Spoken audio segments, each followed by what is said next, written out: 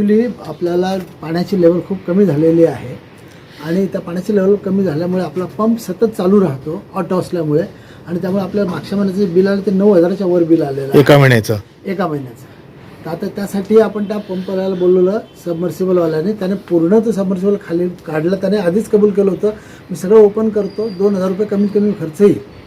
त्याप्रमाणे त्याने तो काढला. बाहेर काढल्यानंतर त्याने सांगितलं की याची जी पातळी आहे ती साधारणपणे खाली जी पातळी आहे ती जो 125च्या आसपास आहे, पण पाणी जे आहे पाईप जो सोडलेला आहे त्याला फक्त 10 फुटाचं मार्जिन राहतं सबमर्सिबलला आणि हे एवढं मार्जिन तर कमीत कमी पाहिजे.